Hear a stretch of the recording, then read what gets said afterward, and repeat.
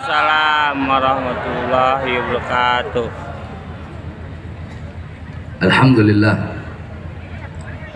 Wassalatu wassalam ala Rasulillah Muhammad ibn Abdullah wa ala alihi wa sahbihi wa man wala.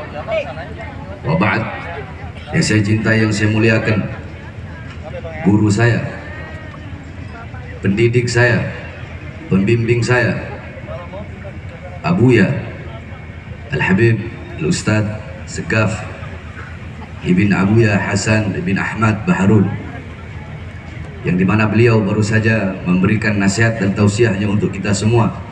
Kita doakan mudah-mudahan Allah panjangkan umur beliau. Amin. Allah sehatkan jasmani dan ruhani beliau. Amin. Allah perkuat langkahan kaki beliau di dalam berdakwah di jalan Allah dan menyebarkan agama baginda Nabi besar Muhammad sallallahu alaihi wasallam. Yang saya cinta, yang saya muliakan, saudara saya, akhuya, muassis, apaan bang? Ini tempat cewek. mudir Ya. Majelis Al-Munawwir Kalau nggak pindah ke situ bang. Al-Habib Apa deh bang ya? Alwi bin Muhammad Al-Attas. Kosong ini nggak apa-apa kan? Mudah-mudahan Allah panjangkan umur beliau, Allah sehatkan jasmani dan ruhani beliau, Allah perkuat langkahan kaki beliau di dalam membimbing kita semua menuju ridha dan jalannya Allah Subhanahu wa taala. Amin. Yang saya cinta, yang saya muliakan, guru kita Al-Habib Abu Bakar Maulad Dawilah beserta seluruh para habaib, para ulama, para kiai, para asatid, para tokoh masyarakat, para aparat pemerintah, wabil khusus segenap hadirin hadirat, bapak-bapak, ibu-ibu, khususnya para pemuda-pemudi umat baginda Nabi besar Muhammad yang selalu dimuliakan oleh Allah Subhanahu wa taala.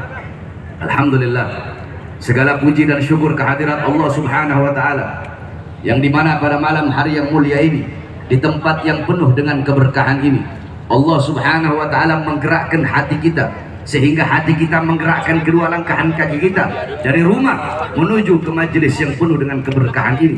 Kita duduk di majelis, lidah kita basah dengan bersolawat, basah dengan ayat Quran, basah dengan zikir, tahlil, tahmid, tasbih, tamjid, takbir, salawat. Lidah kita basah untuk memuji Allah, lidah kita basah untuk memuji Rasulullah Shallallahu Alaihi Wasallam. Lidah-lidah yang basah dengan bersolawat, lidah-lidah yang basah dengan ayat-ayat Al-Quran, dengan zikir, tahmid, tasbih, takbir, dan tamjid.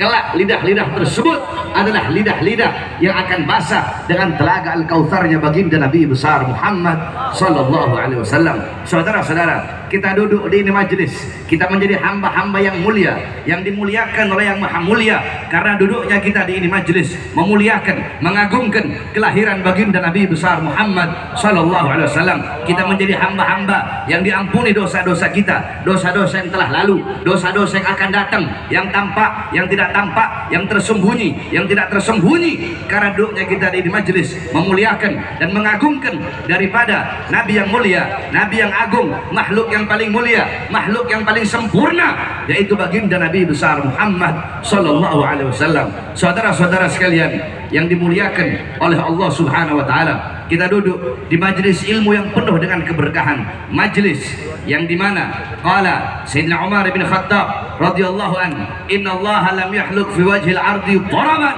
afdal min majlisil ilm. Sesungguhnya Allah Subhanahu wa taala tidak pernah menciptakan sejengkal tanah pun di muka bumi yang dimana tanah tersebut tidak ada yang lebih mulia selain daripada tanah yang digunakan untuk majelis ilmunya Allah Subhanahu wa taala. Ini tempat, ini alun-alun, saudara-saudara. Tapi kenapa alun-alun ini menjadi mulia? Alun-alun ini menjadi tempat turunnya rahmat, tempat turunnya maghfirat, tempat turunnya hidayah, tempat turunnya rahmah, kasih sayang Allah, tempat turunnya perlindungan, tempat turunnya pengampunan. Kenapa? Karena di tempat ini kita gunakan untuk menuntut ilmunya Allah Subhanahu wa taala. Andaikan tempat ini kita gunakan untuk perkara-perkara yang tidak bermanfaat, ini kita gunakan untuk perkara yang sia-sia, apalagi tempat ini kita gunakan sebagai ikhtilat, tempat bercampurnya laki-laki dan perempuan di dalam berbuat lahun, di dalam berbuat lalai, di dalam berbuat lupa kepada Allah, di dalam perbuatan dosa, di dalam perbuatan maksiat, maka tempat ini akan menjadi tempat turunnya azab. Ini tempat akan menjadi tempat turunnya dosa. Ini tempat akan menjadi tempat turunnya murka Allah Subhanahu wa taala. Akan tetapi karena ini tempat menjadi tempat yang pada malam hari ini kita berzikir, kita bersalawat, kita bertahlil, kita berdoa, kita merayu Allah Subhanahu wa taala, kita memuji Allah, kita memuji dan bersalawat kepada Rasulullah, maka ini tempat menjadi tempat turunnya rahmat. Ketika rahmat turun di ini tempat, maka yang mendapatkan rahmat tersebut, yang ikut kecipratan bukan hanya hamba-hamba yang duduk di sini, tetapi yang berada di sekeliling-sekelilingnya. Saya lihat ada Polres, kemudian ada Kodim, kemudian ada apa lagi, rumah sakit, kemudian ada apa lagi di sebelah sana. Semua tempat-tempat yang ada di sekeliling tempat ini ikut mendapatkan rahmat Allah, ikut mendapatkan ampunan. Karena di tempat ini kita duduk berzikir kepada Allah dan berselawat kepada baginda Nabi besar Muhammad SAW. Oleh karenanya saya wasiatkan kepada para pemerintahnya, kepada para pejabatnya, kepada para aparatnya, kalau di satu tempat mau diadakan acara maulid Nabi, mau diadakan acara berselawat, mau diadakan acara untuk memuji Allah, untuk berzikir kepada Allah, untuk berselawat kepada Rasulullah, maka jangan engkau persulit. Betul? Jangan engkau persulit, jangan engkau cegah. Ini kalau ada acara berbuat dosa, acara maksiat, acara dangdut, acara orkes, acara disko, oh diizinkan, diperbolehkan. Giliran orang mau bikin acara maulid, berkumpul para ulama, berkumpul para habaib, berkumpul para kiai, para asatid, berkumpul umat untuk berdoa, untuk berzikir, untuk bersalawat, malah dipersulit. Kurang ajar itu, saudara.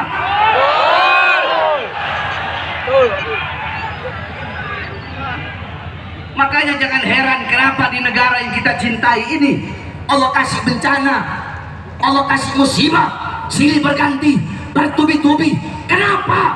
Para ulamanya tidak sadar, para ustadznya, para kiainya, para habibnya tidak sadar, para pejabatnya tidak sadar, para aparatnya tidak sadar. Berkali-kali Allah kasih teguran. Saudara-saudara, apakah kita pikir bencana, gempa bumi, kebakaran, tanah longsor, banjir Allah berikan begitu saja tanpa ada sebabnya? Tidak, saudara-saudara, semuanya ada sebab. Di zaman Rasulullah SAW, hadis riwayat Al-Imam Ad-Darul Qutni, diriwayatkan juga oleh Imam At-Tirmidzi. Menurut riwayat Al-Imam Ad-Darul Qutni dan menurut riwayat Al-Imam At-Tirmidzi, ketika Rasulullah bersama Sayyidina Abu Bakar, Sayyidina Umar, Sayyidina Utsman berada di Gunung Thabir. Adapun riwayat Bukhari Muslim, Rasulullah bersama Sayyidina Abu Bakar, Sayyidina Umar dan Sayyidina Utsman berada di Gunung Uhud, saudara-saudara. Jadi riwayat Imam Ad-Darul Qutni dan Imam At-Tirmidzi, Gunung Thabir. Menurut riwayat Bukhari Muslim adalah Gunung Uhud. Ketika Rasulullah berada di gunung, tiba-tiba gunung tersebut berguncang, batu-batunya jatuh. Gunung tersebut dilanda gempa bumi, saudara-saudara. Ketika itu ada Rasulullah, Sayyidina Abu Bakar, Sayyidina Umar dan Sayyidina Utsman ibn Affan. Rasulullah, beliau letakkan tangan suci beliau di atas gunung tersebut dan beliau berkata, "Wahai bumi, belum saatnya bagimu. Wahai bumi, tenanglah engkau, jangan engkau bergoncang, jangan engkau bergoyang, belum saatnya bagimu." Tiba-tiba bumi yang sedang berguncang tersebut diam dari guncangannya. Rasulullah berkata, "Ketahuilah, di atas engkau ada seorang nabi, ada seorang siddiq, dan ada 2 orang syahid." Maksudnya ada Rasulullah, As-Siddiq maksudnya Sayyidina Abu Bakar As-Siddiq, 2 orang syahid maksudnya Sayyidina Umar ibn Khattab dan Sayyidina Utsman ibn Affan. Seketika bumi yang sedang berguncang tersebut tiba-tiba diam dari guncangannya, karena di atas bumi ada orang-orang yang mulia di muka buminya Allah Subhanahu wa taala. Makanya beruntung kalau di satu tempat berkumpul para ulama, berkumpul para habaib, berkumpul orang-orang soleh. Harusnya para pejabat, para aparat senang. Harusnya para pejabat, para aparat yang mendukung. Kenapa? Bukan kalimah Al-Habib Abdullah bin Ali Al-Haddad, beliau berkata, "Bihim yadfa'ullahu al-balaya wa yakshifur razaya wa yusdi kulla khairin wa ni'mati walau lahumu bainal anami ladukdikat jibalun wa ardul lirtikabil khati'ati." Sebab keberadaan mereka para ulama, sebab keberadaan beliau-beliau orang-orang soleh, orang-orang yang lidahnya tidak pernah sepi dari berzikir, tidak pernah sepi dari para membaca Quran, tidak pernah kering dari para bersolawat, orang-orang yang hatinya hatinya selalu terhubung dengan Allah, terhubung dengan Rasulullah, orang-orang yang hatinya penuh dengan rasa takut kepada Allah, orang-orang yang hatinya penuh dengan kerinduan kepada Rasulullah. Beliau-beliau orang-orang soleh, beliau-beliau para ulama, para orang-orang soleh.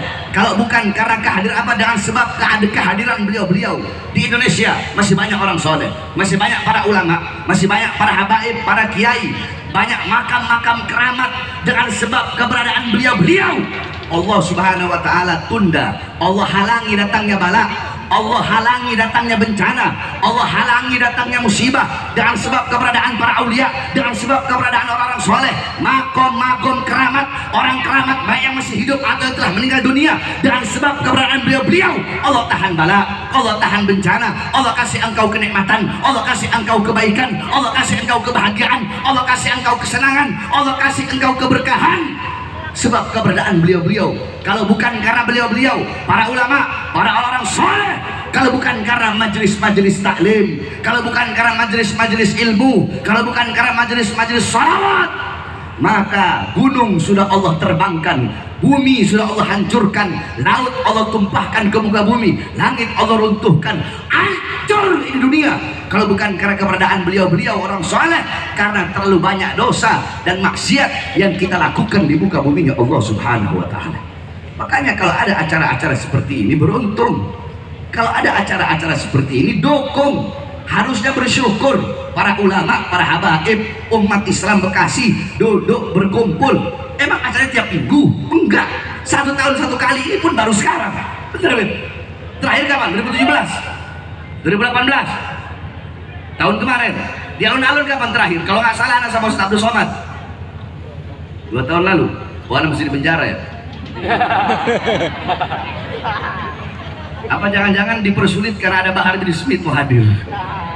Iya, kira-kira begitu.